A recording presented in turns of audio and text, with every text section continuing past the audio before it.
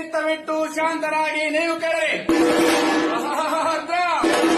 ಹಿಂದೆ ಪಂಚಮುಂಡ್ರಾಸುರನೆಂಬ ದೈತ್ಯನು ಬ್ರಹ್ಮಲೋಕಕ್ಕೆ ಹೋಗಿ ಬ್ರಹ್ಮನನ್ನು ಕುರಿತು ಘನಘೋರವಾದ ತಪಸ್ಸನ್ನು ಆಚರಿಸಲು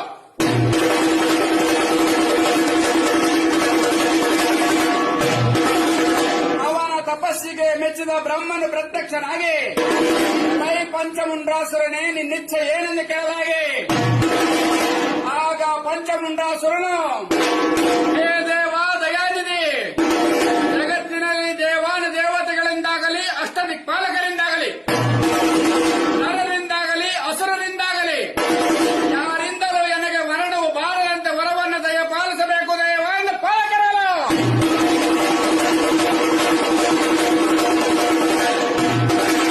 ಅವನೇಚ್ಛೆಯಂತೆ ಬ್ರಹ್ಮನು ವರವನ್ನು